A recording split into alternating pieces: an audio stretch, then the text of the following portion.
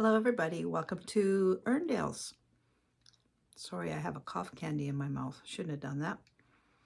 And welcome to December the 23rd. Wow, can't believe it. So I'm downstairs in the family room. I don't get down here very much. I certainly have never shown this to you too, but maybe in the new year I will take you around, show you the house a little bit more. But we have a nice big family room down here. This is actually more the man cave, as you can tell by the picture on the wall. That's Wrigley Field in Chicago, where my husband was born and raised. So anyway, have you ever felt like something's missing in your decorating? Like, it's been kind of a strange Christmas, like I've said before. We didn't put up our big tree. So a lot of the ornaments that I look forward to every year haven't shown up. But I put a little tree up. It's one of those little tabletop things. None of the ornaments on there are anything special, really. But I realized that a really big part of my decorating was missing because I didn't put the tree up. So I came downstairs and I went underneath the stairs where we have all our Christmas storage, and I dug up a box. I'll show you the box. Big box. And I found what I was thinking I was missing. And because this is another thing that was made by my mom back in the 70s, maybe even the 60s. No, I think early 70s. And it's something that you do not see anymore. I thought I need to share this with you. So do you remember, before I unveil these lovely little creatures, do you remember Drip and Drape? I know for anybody who's younger, you'll say, what is she talking about? Drip and Drape was something that became a real fad end of 60s, early 70s.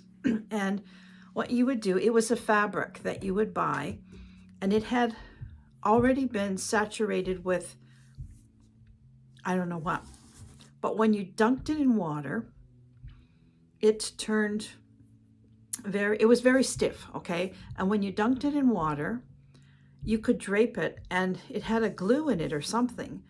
And people used to make all kinds of things. They used to make dolls. So what you would do is you'd get a cone and a round styrofoam ball, and you would drape it with this fabric. It was white, it had no color to it. And then you would paint features. And I actually have a whole write-up on it on my blog. And if I can find it, I will put a link to that down below. Anyway, as usual, my mother, being the wonderful crafter, inventor that she was, took it another step entirely. And one year, she made a set of 3 wise men using dip and drape and velvet and brocade. And that's what I am missing this year. So she first made herself a set. And then, being the mom that she was, she decided she had to make a set for every one of her children. So one for herself. She had 5 kids, so that was 6 sets of 3 wise men. And then that wasn't enough. She decided that she needed to do a whole complete nativity, not just the 3 wise men, but Mary and Joseph, shepherds, animals, everything.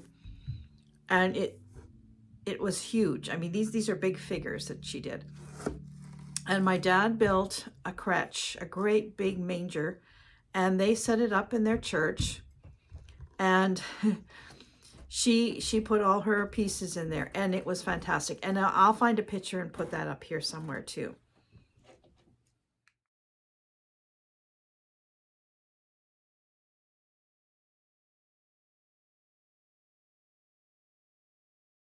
So every year, the ones that she made me, okay, I'll backtrack a little bit more.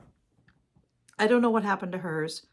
And I suspect that most of the ones that went to my 4 brothers are long gone. But the church that she went to all her adult life, both my parents went, me too, they went into decline and they sold the building. And when the building was sold, before it was sold, I guess the ladies of the church were going through cupboards and stuff, cleaning out things, and they came across this whole wise men set in a box. And they had been over the years just, the kids were touching them and playing with them, and they were in bad shape. And so they contacted me and asked if I wanted the whole set. And I said, yes, I do. So the manger was long gone. I don't know what happened to the manger. Somebody must have gotten rid of it because it wasn't there at the church anymore. So I got the 3 wise men, and I got 2 shepherds, and I got Mary and Joseph. There was no baby. There was no, she had even made the little manger that Jesus was supposed to be in. All the animals were gone. She had camels, she had donkeys, she had sheep.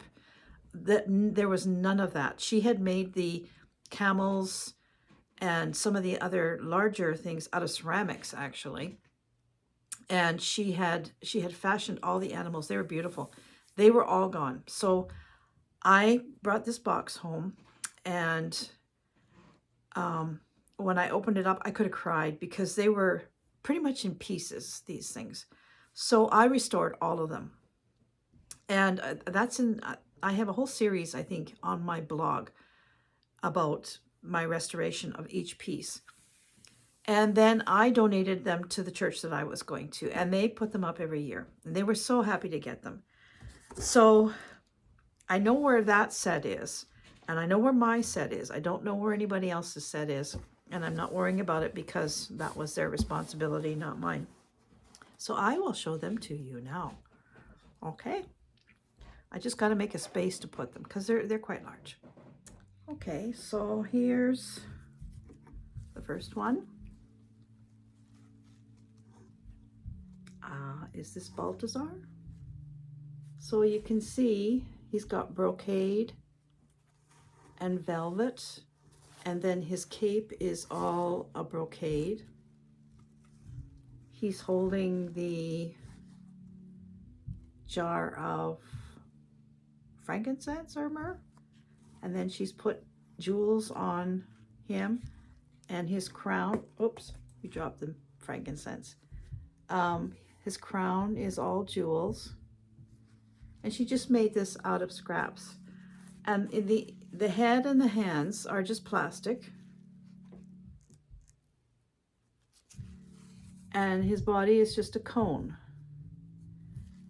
And if I can pull, I think on one of the others I can pull it out a little bit more and show you the draping material. The drip and drape is underneath this fabric. So what she did was she wet that, she laid out the piece, like perhaps the cape, she laid it out, and then she wet the drip and drape fabric and laid that on top, and then she would have folded it all along, and then she draped it on the figure. And however you draped it is however it dried, and it's hard. So all this draping she would have done by hand before it dried.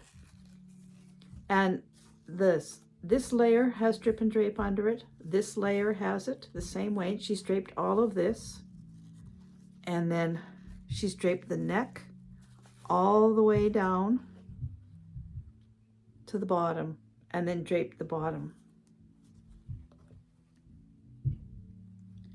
So that's one of the guys, and he lost his little thing. I'll pick it up. I'll show them to you when they're together too. And then this is, okay, here's the next one. And I love the brocade on this one. Here's the next one. So for him, the inside is velvet and the outside is brocade. Isn't he beautiful? And he's holding his ball of, I can't remember which one is frankincense and which one's myrrh. I think this is the myrrh. And I'll just turn him around so you can see his back, see his headdress, and his cape or cloak.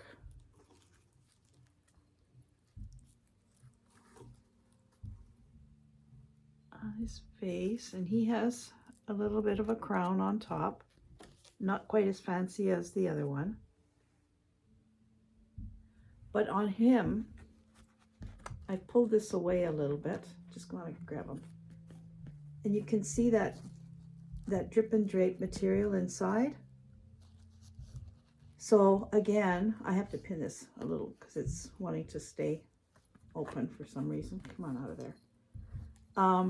Again, she would have draped all of this while that drape material inside the brocade was wet. And then once it dried, it stays this way. It's solid. You can't really move it. Isn't he beautiful?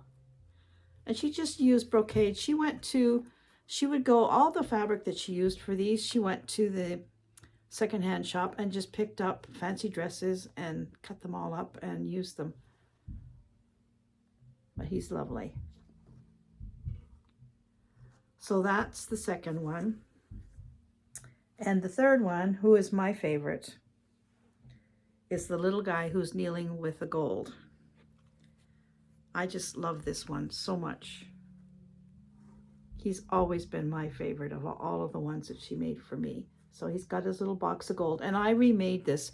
This isn't the original box of jewels. I made a new one. The other one just broke and fell apart.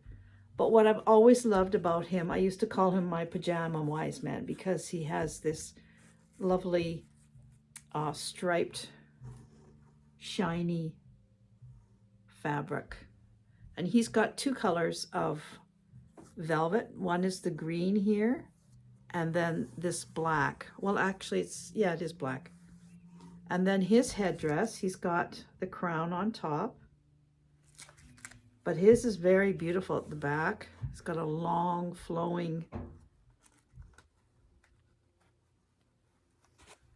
beautiful. So these are the three wise men that my mom made for me. And she made three like this for each one of her 5 children. And they were all different though. All the colors were different. Actually, I chose my color. She had shown me the fabric that she had, and I got to choose mine because, you know, I was watching her do it. And I think I might have even helped a little bit too. But yeah, I love these. And this is what we're missing, because I always put these underneath my Christmas tree.